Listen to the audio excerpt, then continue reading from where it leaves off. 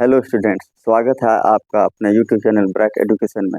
इस वीडियो में हम लोग कक्षा 8 के अध्याय 8 एक चर वाले रैखिक समीकरण प्रश्नावली 8.1 के प्रश्नों को सॉल्व करेंगे। सरल विधि से हम लोग सॉल्व करेंगे। इसमें जो प्रश्न 1 है वो मैंने पिछली वीडियो में बताया है। अब इस वीडियो में प्रश्न 2 हम लोग प्रश्न 2 से आगे हल करेंगे। प्रश्न 2 है, किसी संख्या के 2 गुने में 8 जोड़ने पर 32 प्राप्त होता है, वह संख्या ज्ञात कीजिए। इसमें बोला जा रहा है कि किसी संख्या के 2 गुने में 8 जोड़ने पर 32 प्राप्त होता है। तो यहाँ हम लोग मानेंगे, माना संख्या बराबर x, यानी संख्या मान लिए x है। अब लिखेंगे प्रश्न से मतलब होता है प्रश्न से। तो प्रश्न पढ़ रहे हैं किसी संख्या के 2 गुने में, तो संख्या तो x माने हैं, इसलिए x गुने 2। किसी संख्या के 2 गुने में 8 जोड़ने पर, इसमें 8 जोड़ रहे हैं, 32 प्राप्त होता है बराबर 32। अब देखते हैं कि एक समीकरण हमें मिल गया। अब इसको हम लोग हल करेंगे। x गुने 2, 2x हो गया, जोड़ 8 बराबर 32। ये तीर का चिन्ह जो देख रहे हैं, अंग्रेजी में इसे दैट इम्प्लाइज कहते हैं, हिंदी में या अथवा कहते हैं। अब इसको हल कर रहे हैं। 2x बराबर 32 पहले लिख लेते हैं, प्लस 8 जो है दूसरी तरफ ले जाएंगे तो माइनस 8 हो जाएगा। 2x बराबर 32 में 8 घटा तो 24 बचा। आप यहाँ 2 बार 24 घटा सकते हैं, या तो x यहाँ लिखिए और 24 लिखकर 2 से भाग दे दीजिए। 2 बार 24, इसलिए x बराबर 12। x का मान 12 निकला, तो संख्या हम लोग x माने थे, इसलिए फिर लिखते हैं संख्या बराबर 12। ये हम लोग का उत्तर हुआ। अब प्रश्न 3 देखते हैं। प्रश्न 3 है, किसी संख्या के 1/3 में 5/2 घटाने पर 3/2 प्राप्त होता है, वह संख्या ज्ञात कीजिए। किसी संख्या के 1/3 में, तो पहले हम लोग संख्या मानेंगे, माना संख्या बराबर x। संख्या हम लोग x मान लिए। अब लिखेंगे प्रश्न से, किसी संख्या के 1/3 में, किसी संख्या x था तो x के 1/3 में 5/2 घटाने पर, तो घटाओ 5/2 लिखते हैं। 3/2 प्राप्त होता है तो बराबर देकर 3/2 लिखते हैं। एक समीकरण फिर मिल गया, x × 1/3 माइनस 5/2 बराबर 3/2। अब इसे हल करेंगे। x/3 माइनस 5/2 बराबर 3/2। तो x/3 यहाँ रहने देते हैं, माइनस 5/2 को दूसरी ओर ले जाते हैं। 3/2 माइनस था तो प्लस हो गया 5/2। x/3 बराबर, हर दोनों में 2 है, इसका लसागु 2 होगा, इसलिए 2 लिख दिए। और ऊपर का हम लोग जोड़ देते हैं, 3 जोड़ 5। ऐसा तब करते हैं जब दोनों का हर बराबर होता है। x/3 बराबर 3 जोड़ 5 बराबर 8, 8/2। अब इसे कटा देते हैं यहीं, या तो आप यहाँ नहीं कटाना चाहते हैं तो x यहाँ रहने दीजिए, 8/2 लिखिए, और यहाँ जो भाग है दूसरी तरफ जाने पर ये गुना हो जाएगा, 3 गुना हो गया, 2 चौक 8, इसीलिए x बराबर 4 तिया 12। तो संख्या क्या हुआ, इसलिए संख्या बराबर 12। इसका भी उत्तर मिल गया। अब प्रश्न 4 देखेंगे। प्रश्न 4 है, 2 संख्याओं का योग 35 है। यदि एक संख्या दूसरी संख्या से 5 अधिक है तो दोनों संख्या ज्ञात कीजिए। दिया हुआ है 2 संख्याओं का योग 35 है, पहली संख्या और दूसरी संख्या का योग 35 है। यदि एक संख्या दूसरी संख्या से 5 अधिक है तो हम लोग पहले मानेंगे दूसरी संख्या, इसके बाद मानेंगे पहली संख्या। माना दूसरी संख्या बराबर x, यानी दूसरी संख्या x है, इसलिए पहली संख्या जो है दूसरी संख्या से 5 अधिक, तो x प्लस 5 हो जाएगा। अब लिखेंगे प्रश्न से, दो संख्याओं का योग 35 है, तो यहाँ पहली संख्या x प्लस 5 है और दूसरी संख्या x, तो दोनों को जोड़ देंगे। पहली संख्या हो गया x प्लस 5 और दूसरी संख्या हो गया x, दो संख्याओं का योग 35 है, तो 35 लिख दिए बराबर। तो x और x 2x हुआ बराबर 35 लिखने के बाद इधर 5 ले आए तो घट गया, इसीलिए 2x बराबर 35 में 5 घटा 30 बचा, इसीलिए x बराबर 30/2 यानी 15। x का मान निकल गया 15। फिर लिखते हैं, इसलिए पहली संख्या बराबर, पहली संख्या है x प्लस 5, x प्लस 5, तो x का मान 15 है, तो 15 जोड़ 5 बराबर 20। दूसरी संख्या हुआ x और x बराबर 15, इसलिए हमें मिला 20 और 15 दोनों, यही उत्तर है। अब हम लोग प्रश्न 5 देखते हैं।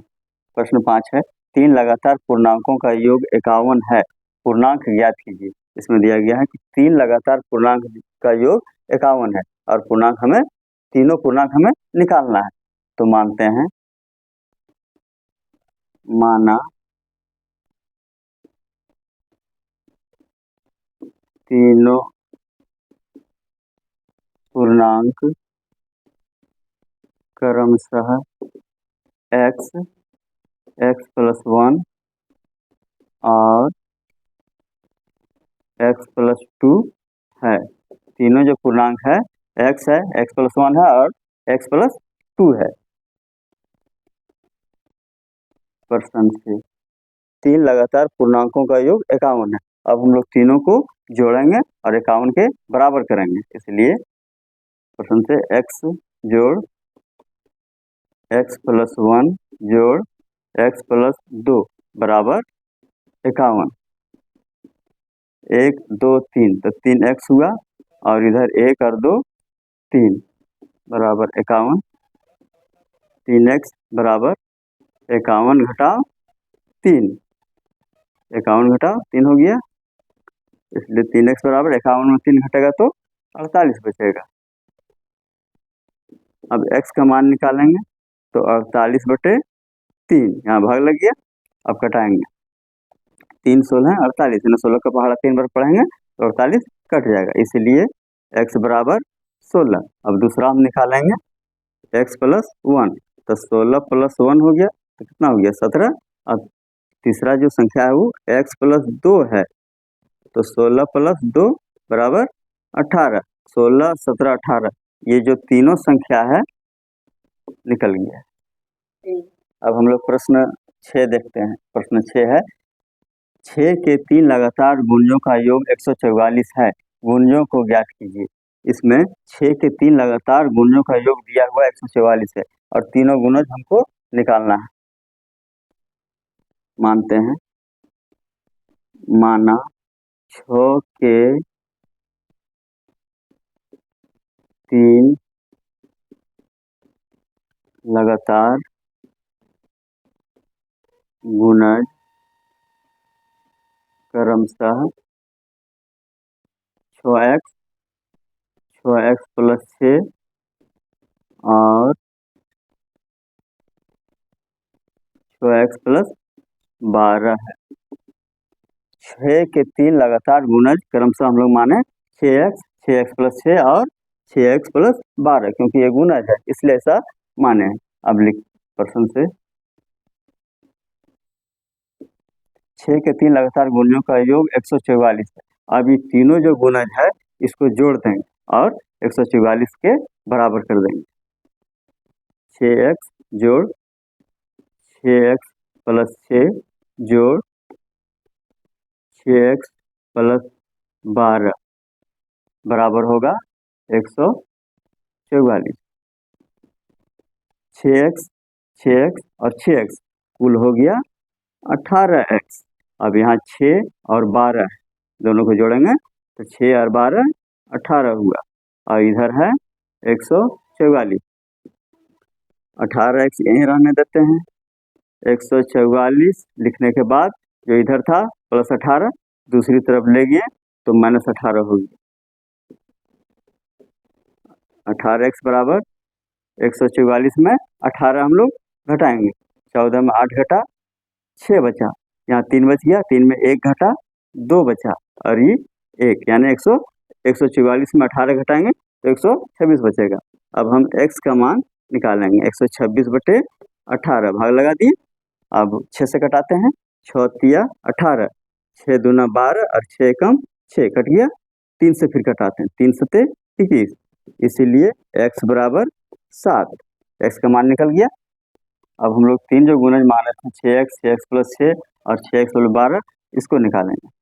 तो पहला 6x है, इसलिए 6x बराबर 6 गुना 7, तो 6 सते 42 हुआ। दूसरा गुणज है 6x प्लस 6, तो 6x प्लस 6 यानी 6 गुना 7 जोड़ 6, 6 सते 42, 42 और 6 48। तीसरा गुणज है 6x प्लस 12, 6x प्लस 12, तो 6 गुना 7 जोड़ 12, 6 सते 42, 42 और 12 54। यहाँ 42, 48 और 54 तीनों गुणज हमें मिल गया। ये तीनों गुणज 6 के 3 लगातार गुणज है जिनका योग 144। अब हम लोग प्रश्न 7 देखेंगे। प्रश्न 7 है, दो संख्याओं का अनुपात 2:5 है और उनका अंतर 21 है, तो संख्याएं ज्ञात कीजिए। दिया है दो संख्या का अनुपात 2:5 है, तो हम लोग मानेंगे पहले दोनों संख्याएं जो है, माना दो संख्याएं क्रमशः 2x और 5x है। क्रमशः कहने का मतलब है पहली संख्या 2x है और दूसरी संख्या 5x है। अब प्रश्न से, दो संख्याओं का अनुपात 2:5 है, उनका अंतर 21 है, तो संख्याएं 2x और 5x है। पहली संख्या 2x है, दूसरी संख्या 5x है, इस और उनका अंतर 21 है, तो दूसरी संख्या बड़ी है, इसलिए दूसरी संख्या में हम पहली संख्या घटाएंगे और 21 के बराबर करेंगे। 5x माइनस 2x बराबर 21। 5x में 2x घटेगा तो 3x बचेगा और 21 के बराबर हो जाएगा, इसीलिए x बराबर 21 बटे 3 यानी 7 मिला। x का मान 7 मिला। तो संख्याएं जो पहली थी वो 2x है, इसलिए पहली संख्या बराबर 2x बराबर 2 गुने 7 यानी 2 सते 14, और दूसरी संख्या बराबर 5x बराबर 5 गुने 7, तो बराबर हो जाएगा 5 सते 35। हमें दो संख्याएं मिल गई, पहली संख्या 14 और दूसरी संख्या 35। यही हम लोग का उत्तर है। अब हम लोग प्रश्न 8 देखते हैं। प्रश्न 8 है, किसी कक्षा में बालक और बालिकाओं की संख्याओं का अनुपात 7:4 है।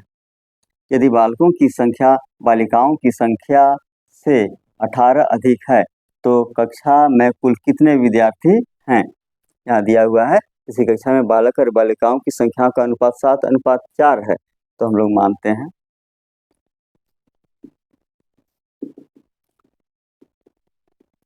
माना बालक और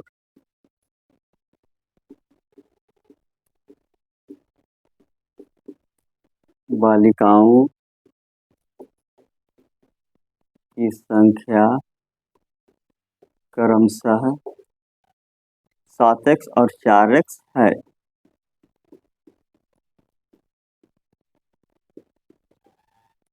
बालक और बालिकाओं की संख्या क्रमशः 7x और 4x है, यानी बालक जो है 7x है और बालिका 4x है। अब लिखते हैं प्रश्न से, यदि बालकों की संख्या बालिकाओं की संख्या से 18 अधिक है, बालकों की संख्या से, तो बालक तो 7x है, तो पहले हम लोग 7x लिखेंगे। इसके बाद बालिकाओं की संख्या से, तो बालिकाओं की संख्या 4x है, 4x लिख दिए। कितना अधिक है? 18 अधिक है, इसलिए बालिकाओं की संख्या में हम लोग 18 जोड़ देते हैं, तब जाकर दोनों तरफ बराबर हो जाएगा। अब हल करेंगे, 7x लिखते हैं और 4x इधर से ले आए तो माइनस हो गया, बराबर 18। 7x में 4x घटेगा तो 3x बचेगा, बराबर 18 हुआ, इसलिए x बराबर 18/3 यानी 6 आया। x बराबर 6, x का मान 6 निकल गया। अब लिखेंगे बालक और बालिकाओं की संख्या, इसलिए बालकों की संख्या बराबर x, x नहीं 7x, इसलिए बालकों की संख्या बराबर 7x, तो 7 गुने 6, 7 छक 42, और बालिकाओं की संख्या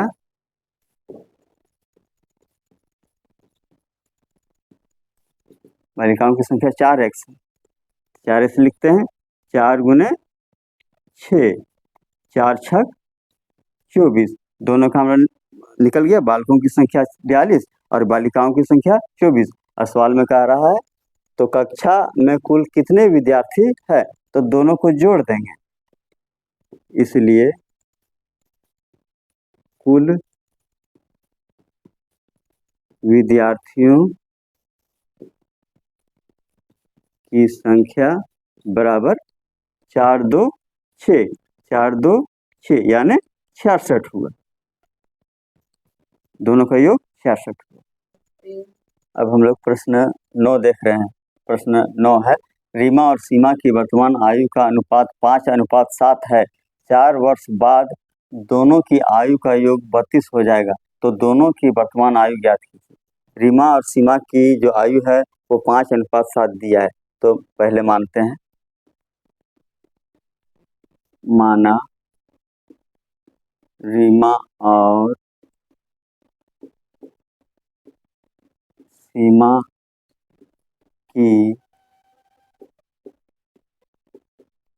वर्तमान आयु क्रमशः 5x और 7x है। रीमा की आयु 5x है और सीमा की आयु 7x है, और 4 वर्ष बाद दोनों की आयु का योग 32 हो जाएगा। 4 वर्ष बाद, 4 वर्ष बाद रीमा की आयु, रीमा की आयु 5x है, तो 5x में 4 जोड़ देंगे, और सीमा की आयु 4 वर्ष बाद क्या हो जाएगा, सीमा की आयु 7x + 4 हो जाएगा। अब प्रश्न